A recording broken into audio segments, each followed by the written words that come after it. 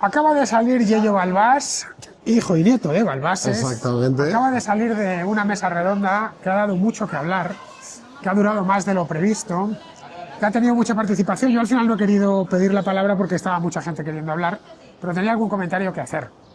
Ha estado Isabel San Sebastián, tú mismo, Blas Malo lo ha presentado y el otro era Mario Guillén, ¿no? Exactamente. Bueno. Pero... La cosa es que ha estado bien, ha sido polémico porque han abordado España es historia. Era el tema de la... Claro, era un tema muy general, eso era lo que se tenía que hablar. Era un tema muy general. Y claro, esto daba pie a... Nos vamos a meter por aquí, Yello, porque la calle aquí principal está hasta arriba de gente. Entonces, como está la ventaja del plano hipodámico en las ciudades es que vas por la paralela y te lleva al mismo sitio. Exactamente, no hay pérdida. Bueno, vamos a meternos por aquí porque estamos en plenas capitulaciones. Este pueblo es vitruviano, parece sacado de Vegecio. Efectivamente. Bueno, era un campamento militar. Yo quería comentar una cosa, que no sé a ti qué te parece. Bueno, lo comentábamos ahora antes de salir. Que os habéis liado habéis liado tres planos. El plano de la investigación, el plano de la divulgación y el plano de la novelación, el plano de la ficción. Exactamente. Entonces, claro, era imposible ponerse de acuerdo, porque son tres planos totalmente distintos. Es como si hecho el ejemplo, el paralelismo con las noticias. Tendríamos, en el caso del periodismo, la parte de la investigación serían los teletipos, es decir, el periodista que hace la fotografía, que es testigo de los hechos y que lo publica de la manera más neutra posible y basada en los hechos. El plano en el caso del periodismo, pues así, en el caso de la investigación histórica sería el académico. Simplemente investiga y es arqueólogo y está en una excavación. Se limita a reflejar en su informe de la excavación unos hechos. Lo has comentado tú, bueno, lo ha comentado también, no sé, creo que uno de los espectadores. Que muchas veces esos informes pues no tenían interpretación. Es la directora del Museo Arqueológico de Granada. De Granada, efectivamente. Que no tienen por qué tener interpretación, solo tienen que reflejar hechos. Otra cosa es si el arqueólogo luego quiere interpretar. Luego tendríamos, en el caso del periodismo, hablaríamos ya del reportaje, o si quieres llevarlo al mundo audiovisual, el documental. Y por último, tendríamos, en el caso audiovisual sería la película, y en el caso literario sería la novela histórica. Son tres planos. Yo no veo discutiendo... He puesto el caso del Watergate. Las noticias del caso Watergate durante años, ¿bien? Un documental sobre el Watergate que cuente cómo se hizo aquello y todos los hombres del presidente. Exactamente. Es como si pones al guionista de todos los hombres del presidente a discutir con aquellos periodistas. No, un momento, que esto basado en vuestro trabajo, pero no es exactamente vuestro trabajo. He tenido que ahondar y tomarme licencias. Creo que eso es donde ha adolecido el problema. Tú, como ensayista, divulgador y novelista, porque yo no soy investigador, pero tú tienes una posición muy sólida en este aspecto. Claro. Tratar los tres mundos.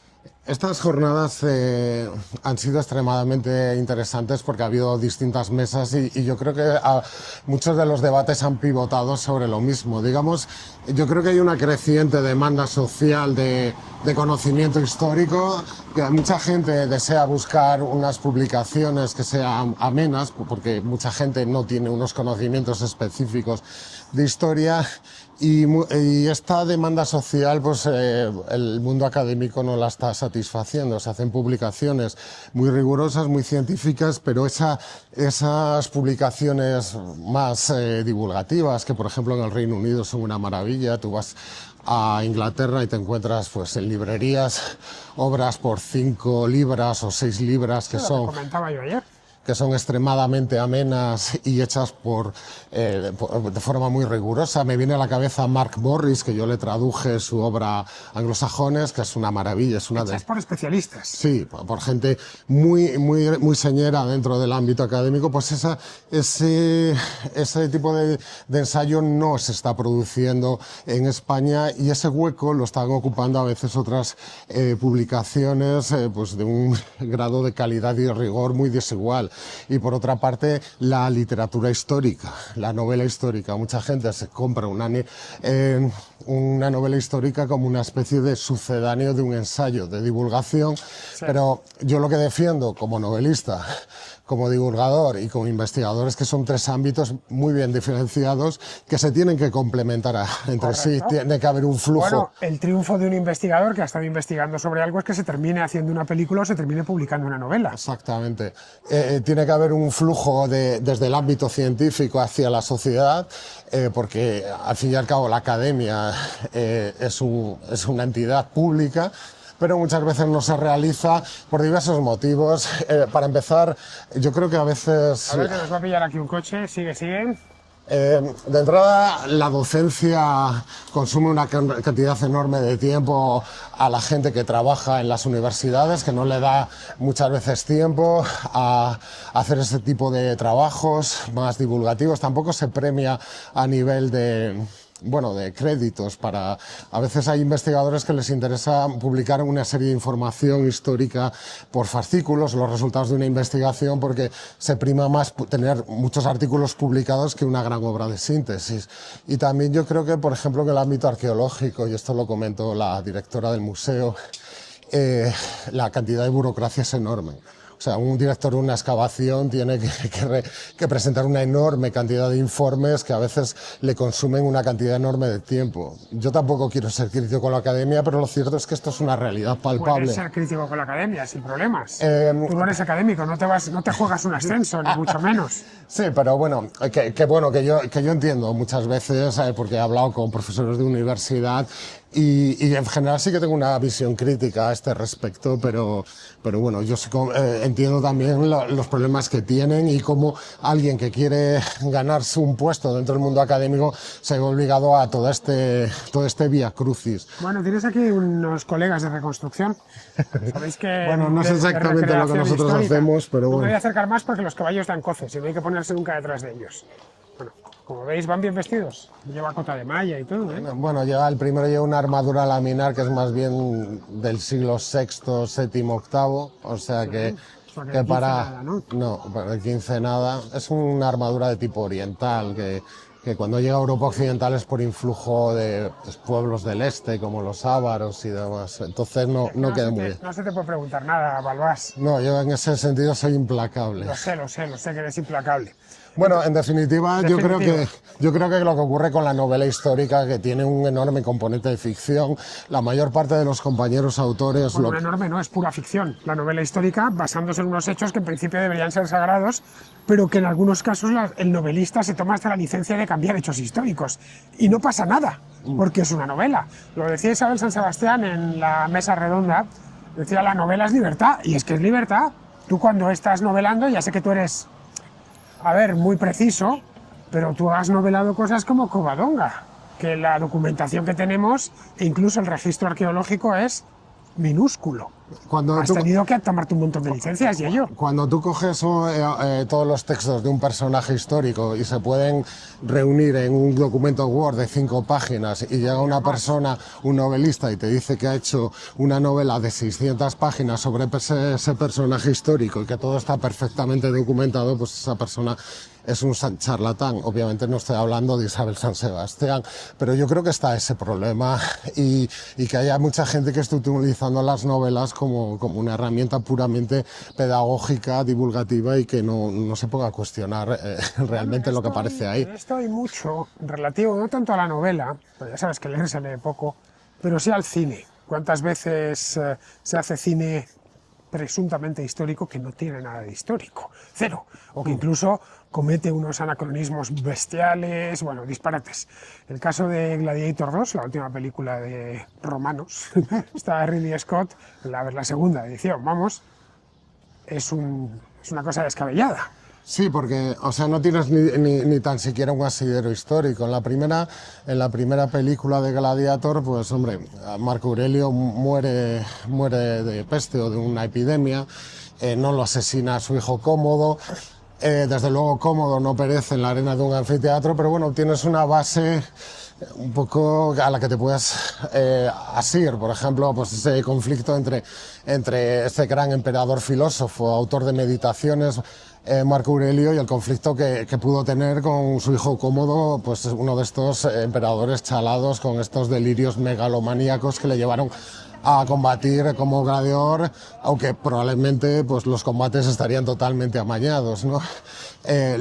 Lucila, el personaje femenino, es una hermana de Cómodo, pero es ejecutada por el propio Cómodo, creo que 2 o 3 años después de la muerte de Marco Aurelio, entonces no tienes... tienes muchísimas licencias, pero es que ya en la segunda película, ya cuando en el primer minuto aparece una supuesta ciudad romana norteafricana que está libre de la conquista romana en pleno siglo II después de Cristo, pues ya eso es... ¿Y los monos mutantes qué me dices? Ya, yo he trabajado en distintos ámbitos de divulgación y asesoramiento histórico. Yo creo que el cine es el que donde más licencia se mete. Aquí vamos a comer, pero vamos a acercarnos un poquitín más para allá, y terminamos. Creo que el cine es donde más licencias y muchas veces el propio director ya trae de casa una serie de prejuicios o ideas preconcebidas y lo que busca es que los asesores históricos se la validen. Entonces, claro... Bueno, en el caso de Gladiator no tenemos una película basada en hechos históricos. No. Tenemos una película en todo caso de base histórica, pero es que en el caso de la primera podríamos decirlo, bueno, sí, ha sacado a Marco Aurelio, ha sacado a Cómodo, se ha inventado un general hispano que podría haber existido, es verosímil. Y bueno, una historia pues muy hollywoodiense, pero es que en la segunda es puramente de base histórica, nada más. Bueno, sí, más o menos el Imperio Romano, o algo parecido al Imperio Romano. Sí, a ver, que realmente es que no sé ni por dónde empezar. Pero... Luego no podríamos hablar de Gladiator 2 como cine histórico. No, desde luego. Bueno, cine historicista más bien, ¿no? Entonces, digamos, la acción... Para cuando, digamos que nunca los dos hermanos estuvieron gobernando conjuntamente y uno asesinó a otro y para luego ser...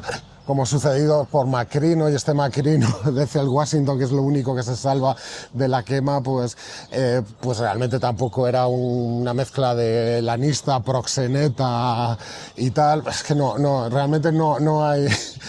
pero bueno, ya el hecho de que haya un amplio segmento del público, bueno, de la gente en Roma que buscase la República ya era inconcebible a esas alturas, y ya es incluso de escenas de vida cotidiana, ¿no? Eso de que hay un termopolium, una especie de taberna con una terracita donde hay tíos en togas tomándose una especie de algo que parece café, leyendo un periódico que es como una especie de papiro plegado, pues eso ya es un presentismo. Es llevar nuestro mundo hace 2000 años. Claro. Bueno, vamos con otra película histórica. En este caso, una historia mucho más reciente como es Oppenheimer. ¿La has visto, entiendo? No. ¿No la has visto? No la he visto. Bueno, la película cuenta la historia de... No es un biopic propiamente, se centra mucho en el proyecto Manhattan, ya hablamos de esta película en el contraplano, yo le hice un especial. A mí la historia contemporánea me gusta más que la historia antigua, la conozco mejor. En este caso a mí la película me encantó, ya os conté, de hecho hice un vídeo nada más salir del cine porque salí de allí encantado, me gusta además mucho el actor que la protagoniza, etc. Pero hubo muchas críticas, porque claro, el director se había tomado licencias, tenía que contar una historia larga y eso, pues claro, no siempre es fácil. En ese caso sí tendríamos cine histórico.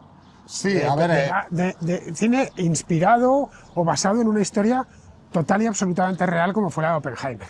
Claro. En el caso de Gladiator 2, no. Ahí no hay ninguna historia por detrás. Más allá, bueno, que aparece Caracalla, que aparece Guetta, sí, y puestos de aquella manera. Pero son Caracalla y Guetta simplemente porque hay unos personajes que se llaman así. De hecho, se menciona a un personaje norteafricano llamado Yugurta, que espero que realmente no sea... El Yugurta de la guerra de Yugurtas. Exactamente, ¿no? A ver, realmente la novela o un ensayo permite un desarrollo narrativo muchísimo mayor y las películas siempre tienden a condensar los hechos y ajustarlos a un determinado paradigma argumental. Siempre tiene que haber un bueno, siempre tiene que haber un malo. Eso yo creo que la gente lo percibe, todo el espectador a nivel... Y eso tiene lógica. Claro, tiene ficción. Tiene ficción, pero en definitiva aquí, como siempre, el gran problema es que la gente utilice las películas como fuente de conocimiento pero histórico, pero es que lo ves. O sea, una de las cuestiones... Yo llevo desde finales de los 90 haciendo trabajo de divulgación, a veces es dar charlas ataviado de época, y es una forma de divulgación extremadamente interesante porque es una comunicación bidireccional y muchas veces escuchas a la gente los los tópicos que tiene y puedes identificar la película. Si esta persona piensa esto por esto, es porque ha visto tal película. Si piensa esto, entonces... Aquí hay como a veces, o me da la sensación de que hay como una especie de juego de tiro la piedra y esconde la mano, ¿no? Autores de ficción que lo que hacen es, pues bueno, apelar a su libertad artística creadora para inventarse cosas, pero luego quieren venderte que eso es súper riguroso de la muerte cuando no es así. Y yo creo que es un poco el problema, más allá de otra cuestión, ¿no? Que también pues hay gente que es autores de ficción que son un poco vendemotos. Vendemotos y ya. ¿Has visto que ya estamos en el campo? Sí, sí. Como uno de estos lugares pequeños, uno se da un paseo y sin darse cuenta, en unos minutos ha salido al campo. Bueno, pues aquí tenéis la proverbialmente fértil Vega Granadina, que rodea todo Santa Fe. Cuando digo proverbialmente fértil es que es proverbialmente fértil. Por aquí pasa el río Genil y bueno, los granadinos la cultivan desde tiempo no inmemorial, pero sí por lo menos desde tiempo de Al-Ándalus, que es cuando esta ciudad en concreto la fundaron los reyes católicos, pero desde que la fundaron los andalusíes, la ciudad de Garnata. Pero bueno, antes entiendo yo que los romanos esto lo trabajarían mucho, Sí. y ahí sí encontraríamos registro arqueológico. Entonces, ¿tú crees, Yello, tú crees que pueden, el hecho es que lo hacen, convivir esos tres planos diferentes? Hechos, investigación, divulgación y novelación y ficción. Yo creo que no solo pueden, que lo hacen, ya digo, sino que además deben hacerlo. Deben hacerlo. Que porque van dirigidos a tres públicos muy distintos, es decir, al final, ¿quién consume el contenido académico? Pues lo consumen otros académicos o los divulgadores, que mal que bien siempre nos dejamos caer por algún paper, por algún librito que se ha publicado, un estudio de tal, que bueno, te parece interesante, más o menos manejas el vocabulario, manejas la terminología, pero claro, no puedes pedir que eso lo lea. Claro. La gente del común, es decir, gente que se dedica a otras cosas y que no tiene por qué conocer todo eso. Claro, es que realmente... El divulgador serviría como correa transmisora del conocimiento histórico. Exacto. Y luego, el novelista o el director de películas históricas, que en esencia es lo mismo, uno con imágenes y el otro en texto, su labor sería algo diferente. Sería tomar ese conocimiento histórico y convertirlo en una historia humana, con héroes, con villanos, con amoríos, etcétera, para que la gente del común pase un buen rato y, si lo cree conveniente, que puede darse la circunstancia, profundice. Yo sé de mucha gente que Oppenheimer no sabía ni quién era, vio la película y se emocionó con el personaje y eso le llevó a estudiar el Proyecto Manhattan, la Segunda Guerra Mundial, la bomba atómica, se compraron un ensayo. Es más, es muy común que aparezca una película de éxito y que automáticamente ciertos ensayos que estaban muchas veces descatalogados vuelvan a las librerías. Claro, la labor del divulgador es como una especie de traductor, es coger todo ese conocimiento histórico que es muy árido y que tienes que tener un conocimiento de una serie de conceptos muchas veces complejos y traducirlo para que un público más amplio. Y luego ya puede haber la llamada alta divulgación, que es gente con cierto conocimiento histórico, y a una divulgación más de andar por casa, pero en definitiva es esa labor. La divulgación necesita que haya un respaldo científico detrás para que lo que realmente estás divulgando tenga algún sustento, porque si no eres un divulgador, eres un charlatán. Correcto. O eres un activista político que estás haciendo cherry picking infame, tomando lo que te interesa solo para empujar cierta agenda ideológica. Exactamente, eso también se da. Pero bueno, yo en general lo que veo muchas veces es buena voluntad, pero a veces cuando algún cineasta se pone a investigar algo, o algún guionista, yo lo que veo es que muchas veces les falta precisamente esas obras de divulgación, y que un guionista no tiene por qué tener un conocimiento histórico muy elevado, y muchas veces caen topicazos y ahí la gente luego se mosquea, pero es que claro, necesita también los propios autores de ficción muchas veces tener unas obras de síntesis, porque el problema ahora, además del mundo mundo académico es que el conocimiento está muchas veces disperso en cientos de pequeñas publicaciones, artículos, y no hay obras de síntesis de ciertos fenómenos, ¿no? O sea, si quieres recrear la indumentaria nórdica de la era vikinga, pues tienes un libro que es Viking Clothing de Thorewing, que tienes una síntesis extraordinaria, pero es que en España no hay nada parecido, y tienes unos libros de Carmen Bernis que son bastante antiguos y en gran medida obsoletos, no hay. Entonces la gente que de un departamento de vestuario que quiere hacer un vestuario histórico muchas veces no tiene esas herramientas, y los asesores históricos que se meten allí pues un poco están como convidados de piedra, no se les hace ningún caso, porque como suelo decir yo, la labor de asesor consiste en decir que es histórico, pero otra cosa es que te vayan a hacer caso. Bueno, tú has sido asesor de producciones audiovisuales. Sí.